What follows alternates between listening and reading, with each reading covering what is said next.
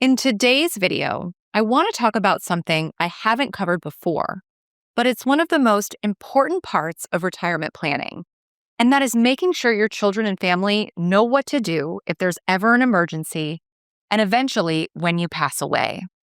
Most retirees spend years planning for their financial security, but very few plan for how their kids will step in when needed, their kids or their spouse. If you're new to the channel, hi, I'm Julia, certified financial planner. And after years of working with retirees and their families, I've learned that even the best retirement plans can unravel if your children don't know your wishes, where to find the documents, who to call, or what steps to take in an emergency. And that's exactly why I'm making this video, to show you this step-by-step process to letting your kids in as much as you're comfortable with and guiding them to make confident, informed decisions in the face of major health events or death. Uninformed, confused kids lead to hurt feelings and worse, estrangement from their siblings and other relatives. So let's get right into it. Over the years, I've seen just about everything when it comes to families facing emergencies and loss. And sadly, a lot of it is very hard to watch. Families that were once close can quickly become divided when there's confusion about what parents wanted. In those moments, children are left scrambling to make the right decisions, agonizing over every detail, and often end up clashing with each other simply because they were not prepared. Recently, a client's 3 daughters discovered that he'd updated his will but never told them, including us, didn't tell anyone.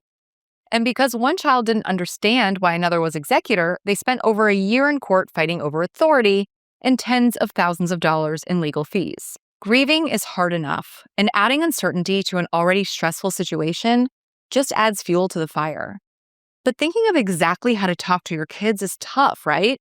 You don't want to hand over every single detail of your finances, and you certainly don't want to scare or overwhelm them. At the same time, just glossing over this critical information will guarantee that they will feel overwhelmed later at the worst possible time in the middle of a crisis.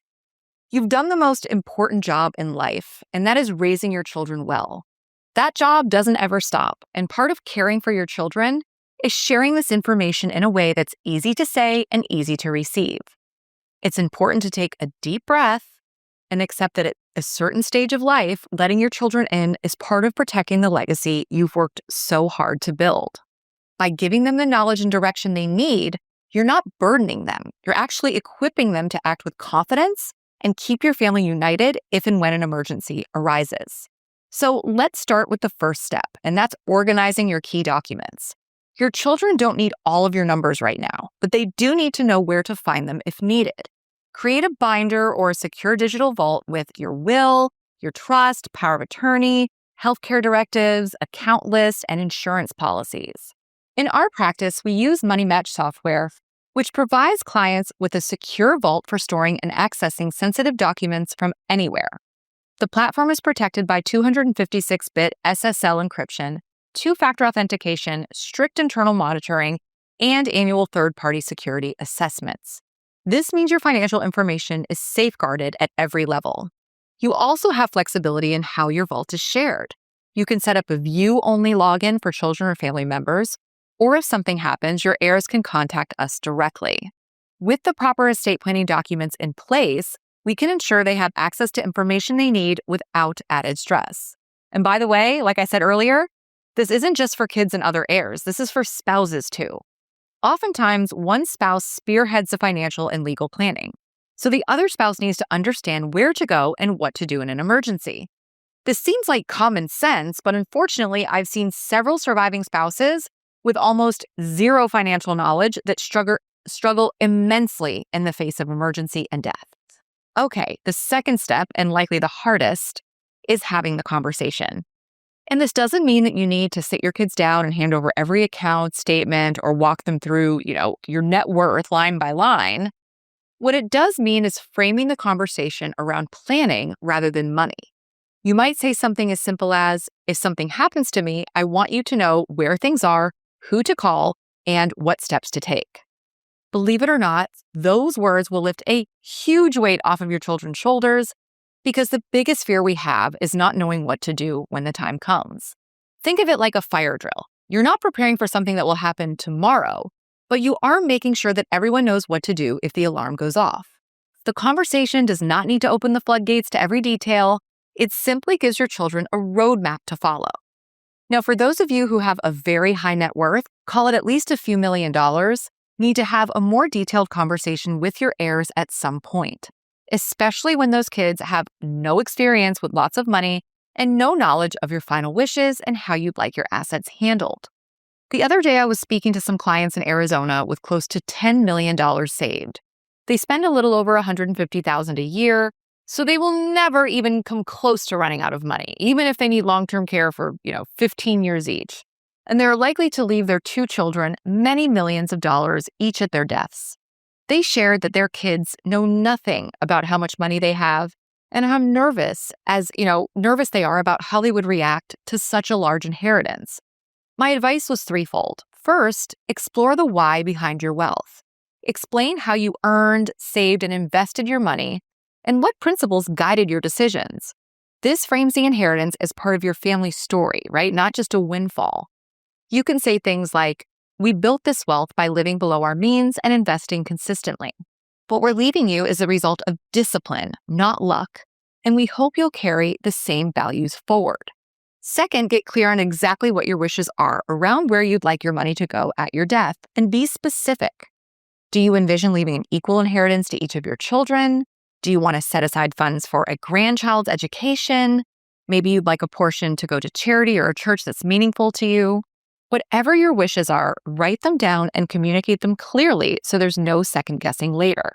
From there, gradually introduce financial discussions over time, as opposed to dropping everything on them at once. For younger adult children, that might mean conversations around budgeting, investing basics, and debt management. And as they mature, the discussions can shift to your estate plan, your philosophy around inheritance, any charitable goals you have and want carried forward. Clarity here is key. It's also important to set realistic expectations. A large inheritance does not guarantee financial freedom if it's mismanaged. For example, if each child inherits $1 million, explain that a conservative 5% withdrawal rate, right, that money can provide $50,000 a year. So that's probably not money that says they can retire today, right, unless their living expenses are very low. For families concerned about financial responsibility or asset protection, trusts can be a valuable tool. They can delay access until a certain age, provide professional management, and shield wealth from creditors, lawsuits, or divorce. Use inheritance as an opportunity to model philanthropy or shared goals. Involving your kids in charitable decisions can foster a sense of stewardship and purpose. In this circumstance, it's not a one-time talk, right? You have to keep the conversation ongoing as your wealth, wishes, or family circumstances evolve. The more familiar your children are with your intentions, the less room there will be for confusion or conflict when the time comes. In the end, preparing your children for an inheritance is less about the money itself and more about preparing them to handle it responsibly and in a way that preserves family unity. The next step is to be specific about key roles and whether there are restrictions like trusts or education funds. Even if your children don't agree with every detail, they will respect the fact that there is no ambiguity. At the same time, equip them with financial literacy so that they can handle the responsibility wisely. That means introducing them to your financial advisor, encouraging them to work with a CPA or estate planning attorney, or giving them resources on investing, taxes, and charitable giving. The fourth step is to share your professional contacts. Your advisors and attorneys are your kids' lifeline in an emergency. Give them a short contact list, your financial planner, attorney, and CPA. A good advisor will step in as a steady, objective presence when emotions are running high. They'll help the family prioritize urgent tasks like making sure bills are paid and medical or funeral expenses are covered, while setting aside less critical items for later. The advisor becomes the hub of information. So instead of children scrambling to figure out where accounts are held or who to call, they can turn directly to the advisor who already has the full picture of assets, accounts, and beneficiaries. And because a good advisor keeps account details, beneficiary designations, and estate documents organized, they can provide the right information quickly. This prevents delays with banks, custodians, or insurance companies and reduces the risk of assets being overlooked. Also, they will immediately connect with the estate attorney, CPA, or trustee to ensure the legal and tax steps are handled correctly. This coordination avoids costly mistakes like mishandling an inherited IRA or overlooking a step in probate. In times of crisis, families are vulnerable to making rushed or emotional financial decisions. A good advisor helps slow the process down, reminding the family that not every decision needs to be made immediately. They act as a buffer, preventing heirs from cashing out investments unnecessarily, triggering large tax bills, or just falling prey to opportunists. And this doesn't have to be a financial advisor either, right? It could be a trusted family member or friend. Okay, the last step is to keep it updated. Remember my example from earlier about the client with the 3 daughters who wasted tens of thousands of dollars because he didn't tell them that he updated his documents? Life changes all the time, and your estate plan is only as good if your kids or your spouse knows all of the changes that you're making, so that again, there are no surprises.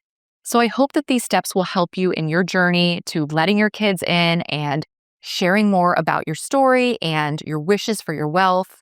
I wish you all the best. And if any of you watching have already done this and you have good experience with it, leave a comment below because we can all learn from each other. I'll see you next time.